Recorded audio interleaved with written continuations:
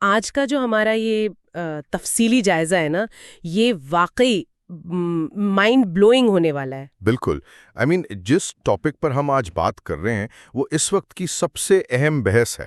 صحیح کہا۔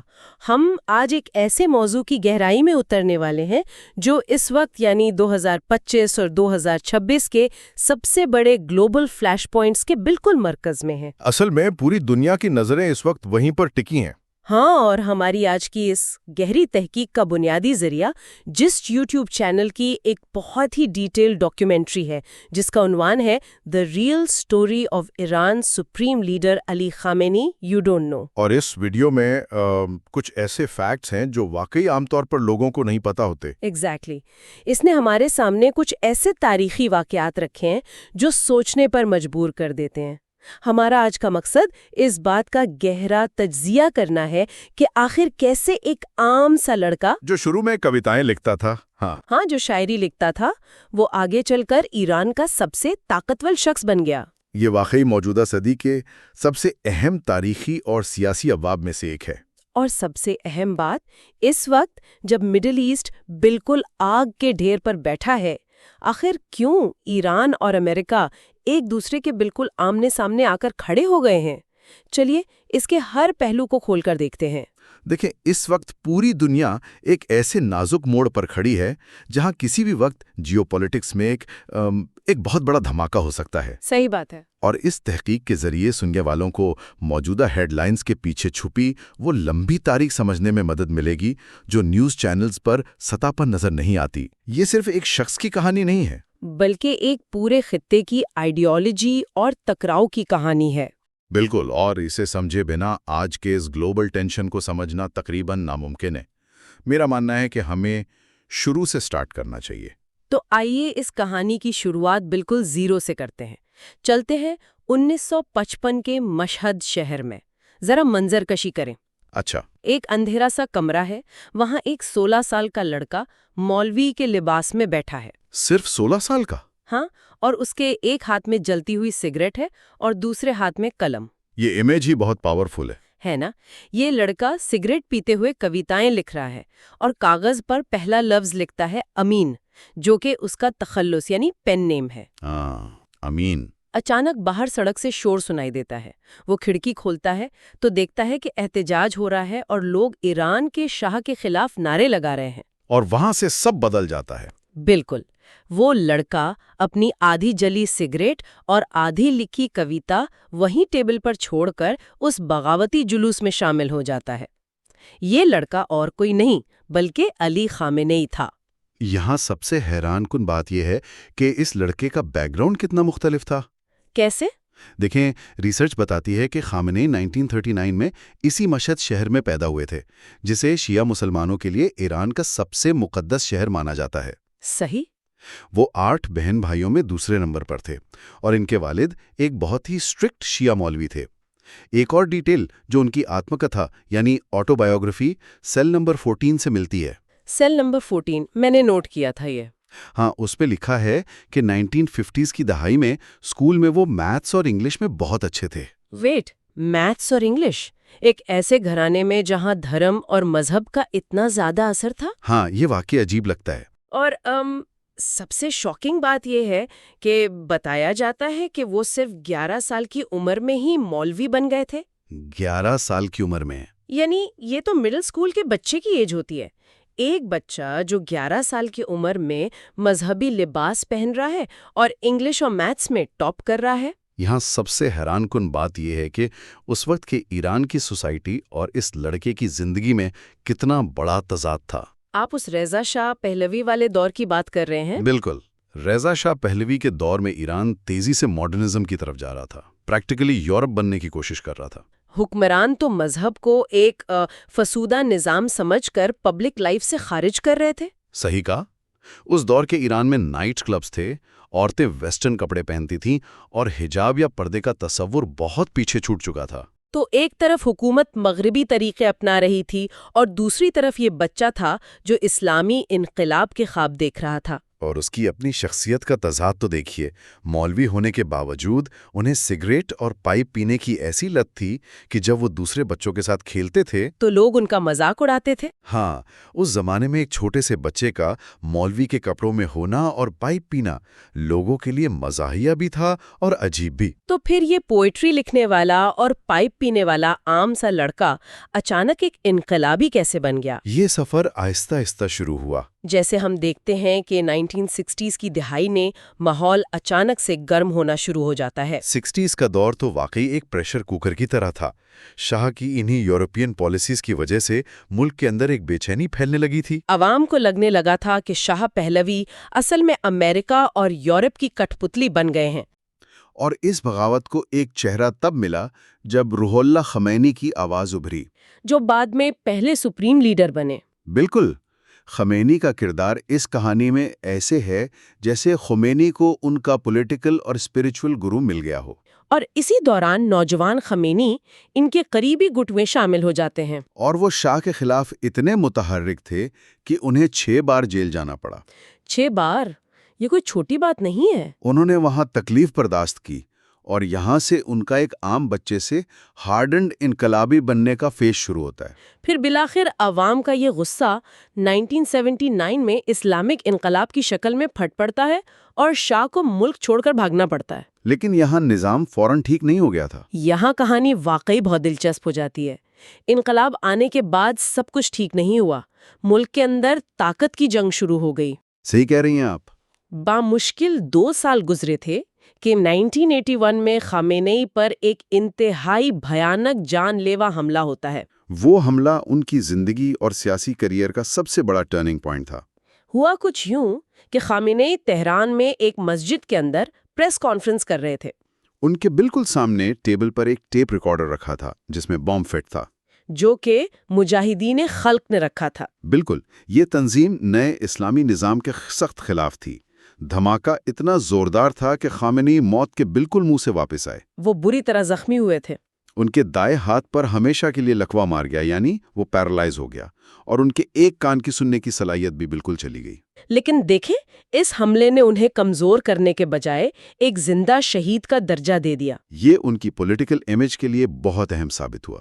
جب وہ ہوش میں آئے تو ان کا ایک مشہور قول تاریخ کا حصہ بن گیا۔ جی، انہوں نے کہا، اگر میرا دماغ اور زبان کام کرتا رہے تو مجھے ہاتھ کی ضرورت نہیں۔ سوچئے، اس ایک سینٹنس نے انہیں عوام میں کس قدر بڑا ہیرو بنا دیا ہوگا۔ لوگوں نے انہیں انقلاب کی زندہ مثال سمجھنا شروع کر دیا۔ یہ سچ میں پولیٹیکل برانڈنگ کا ماسٹر سٹروک تھا۔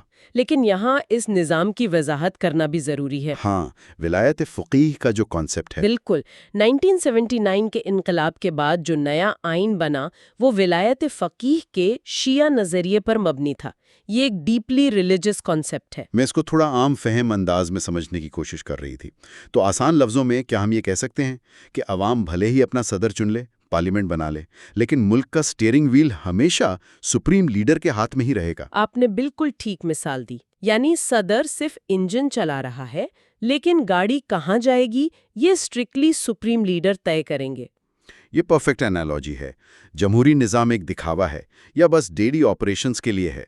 اصل پاور، فوج، فارن پالیسی، میڈیا، سب کچھ سپریم لیڈر کے کنٹرول میں ہے۔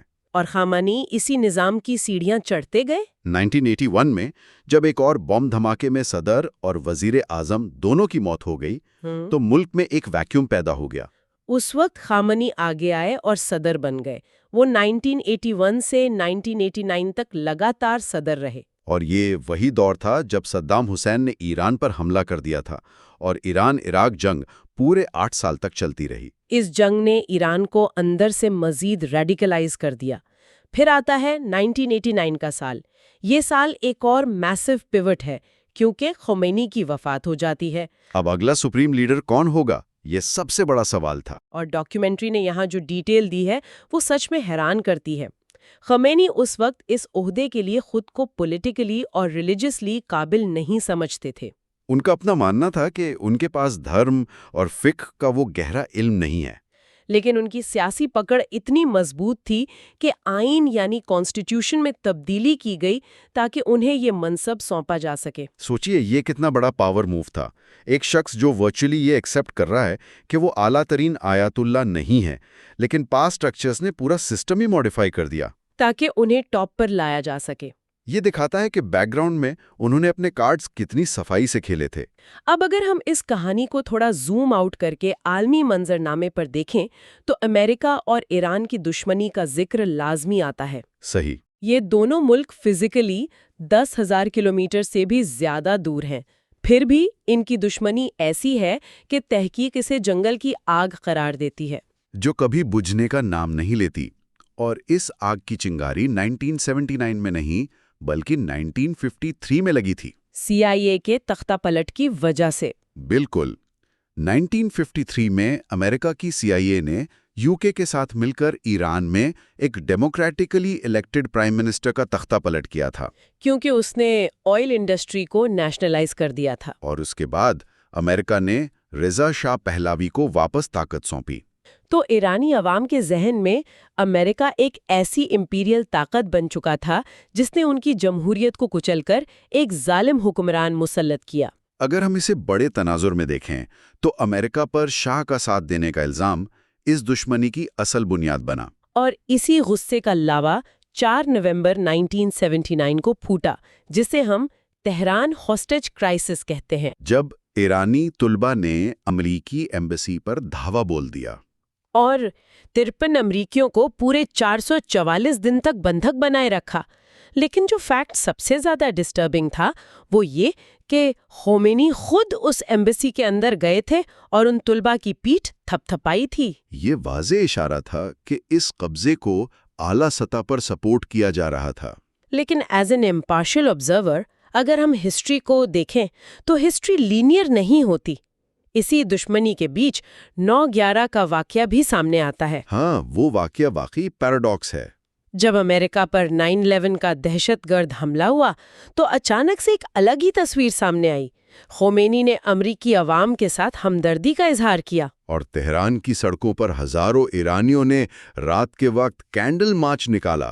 یہ دونوں ملکوں کی ہسٹری کا ایک بہت ہی ایموشنل پہلو ہے۔ حالانکہ یہ ہمدردی سفارتی تعلقات کو بحال کرنے کے لیے کافی نہیں تھی، لیکن اس لمحے نے دنیا کو ضرور سوچنے پر مجبور کر دیا تھا۔ لیکن اس عالمی کشمکش کے بیچ ایران کے اندر کی کہانی تیزی سے بدل رہی ہے۔ ذرائع بتاتے ہیں کہ جس شخص نے شاہ کی تناشاہی کے خلاف انقلاب لایا، آج ان کی ہی عوام انہیں تناشائی یعنی ڈکٹیٹر کہتی ہیں۔ اس اندرونی تبدیلی کو سمجھنے کے لیے ہمیں IRGC یعنی اسلامک ریولوشنری گارڈ کور کے کردار کو لازمی سمجھنا ہوگا، جو عوامی احتجاج کو کچلنے کے لیے استعمال ہوتی ہے۔ بالکل۔ اس فوج کا بنیادی مقصد اس اسلامی انقلاب اور نظام کی حفاظت کرنا ہے، چاہے اپنے ہی عوام پر بندوق اٹھانی پڑے۔ ریسرچ نے ان عوامی بغاوتوں کی جو ٹائم لائن دی ہے وہ سن کر رونگٹے کھڑے ہو جاتے ہیں۔ 2009 میں الیکشن میں دھاندلی کے خلاف احتجاج ہوا، جس میں 100 سے زیادہ افراد کی جان گئی۔ پھر 2019 میں تیل کی قیمتوں پر بغاوت ہوئی، وہاں ڈیتھ ٹو ڈکٹیٹر کے نعرے لگائے گئے، اور رپورٹس کے مطابق 1500 سے زیادہ عام افراد مارے گئے۔ اور پھر 2022 مہسا امینی کی پولیس فرضیاتی میں موت اور حجاب کے خلاف 1 سال لمبا احتجاج۔ نظام کے لیے یہ سب سے بڑا آئیڈیالوجیکل چیلنج تھا۔ حالیہ ذرائع کے مطابق دسمبر 2025 میں سب سے بڑی بغاوت ہوئی ہے، جس میں 10,000 سے زیادہ جانے جانے کی خبر ہے، جبکہ ڈونلڈ ٹرمپ 32,000 کا آنکڑا بتاتے ہیں۔ یہ احتجاج کا سلسلہ بتاتا ہے کہ نظام نے سخت مذہبی قوانین کے ذریعے سوسائٹی میں ایک پریشر کوکر پیدا کر دیا ہے۔ تو ان سب کا مطلب کیا ہے؟ اگر ہم موجودہ 2025 اور 2026 کے میدان جنگ کی بات کریں، خمینئی نے امریکہ کو بڑا شیطان اور اسرائیل کو چھوٹا شیطان اور کینسرس ٹیومر کہا ہے۔ اور اب ہمیں اس نیریٹو کے ڈائریکٹ کانسیکوینسز گراؤنڈ پر نظر آ رہے ہیں۔ جون 2025 میں نتن یاہو کا ABC نیوز کو دیا گیا انٹرویو دیکھیں، جہاں انہوں نے خامنئی کو ختم کرنے کا اشارہ دیا۔ اس کے بعد ٹرمپ کا بیان آیا، ہمیں پتا ہے خامنئی کس بنکر میں چھپے ہیں، لیکن ہم ابھی کے لیے انہیں مارنے نہیں جا رہے۔ ابھی کے لیے، یہ سیاسی شطرنج کی بساط اب انتہائی خطرناک ہو چکی ہے۔ جون 2025 میں یو ایس اسرائیل نے نیوکلیئر سائٹس پر پریمپٹیو سٹرائکس کی تھیں، اور ایران نے میسائلیں داغیں۔ اب امریکہ نے میڈیٹرینین سی اور پرشین گلف میں فوجیں اتار دی ہیں، مڈل ایسٹ بنٹ چکا ہے، سعودی عربیہ امریکہ کے ساتھ کھڑا ہے۔ سی این این کی رپورٹ تو یہاں تک کہتی ہے کہ اگلے 7 دن میں حملہ ہو سکتا ہے۔ یہ raises an important question. Iran کا اگلا قدم کیا ہے؟ خامنئی بنکرز میں ہے، نیوکلیئر پروگرام ایڈوانس ہو رہا ہے۔ اگر 86 سالہ خامنئی کی اچانک موت ہو جاتی ہے تو اگلا لیڈر کون ہوگا؟ ان کے بیٹے مجتبیٰ کی افواہیں بہت سٹرونگ ہیں۔ لیکن ایک انقلاب جس نے رائل پریوار کی وراثت کے خلاف آواز اٹھائی تھی، وہ خود باپ کے بعد بیٹے کو پاور دے دے؟ یہ انقلاب کی بنیادی آئیڈیالوجی پر سب سے بڑا مذاق ہوگا اور عوام اسے ہضم نہیں کرے گی۔ کہانی کو سمیٹتے ہوئے ہمیں ان سب میں ایران کے عام ناگرکوں کا عالمیہ نہیں بھولنا چاہیے، جو ایک طرف امریکی حملوں کے خوف اور دوسری طرف اندرونی پابندیوں کے درمیان پھنسے ہوئے ہیں۔ ان کی حالت واقعی قابل رحم ہے۔ ذرائع میں بیان کیا گیا ایک شعر اس بے بسی کو بہت اچھے سے بیان کرتا ہے: جدھر بھی چاہو دھواں اڑا دو، جدھر بھی چاہو دھمال کر دو، تمہیں سیاست نے حق دیا ہے، ہری زمینوں کو لال کر دو۔ یہ سچ میں بہت گہرا شعر ہے، اور اس تحقیق کے آخر میں ایک اہم خیال ذہن میں آتا ہے۔ اگر ہم ہسٹری کو غور سے دیکھیں تو شاہ پہلوی نے زبردستی مغربی ماڈرنزم مسلط کیا، نتیجے میں انقلاب آیا اور انہیں بھاگنا پڑا۔ صحیح ہے۔ اس کے بعد خمینی اور ان کے ساتھیوں نے زبردستی سخت مذہبی قانون لاگو کیے، جس نے لگاتار بغاوتوں کو جنم دیا۔ اب اگر واقعی امریکہ خمینی کی حکومت ختم کر دیتا ہے اور کسی کٹ پتلی حکومت کو لا کر بٹھاتا ہے، جیسا کہ اندیشہ ظاہر کیا گیا ہے، تو کیا ہوگا؟ تو کیا یہ ایک نئے انقلاب اور نہ ختم ہونے والے دشمنی کے چکر کا آغاز نہیں ہوگا؟ کیا ایک مخصوص سوچ کو، کسی لیڈر کو مار کر ختم کیا جا سکتا ہے، یا یہ صرف آگ کو مزید بھڑکانے کا سبب بنے گا؟ سننے والوں کے لیے یہ ایک ایسا سوال ہے جس پر واقعی غور کرنے کی ضرورت ہے، کیونکہ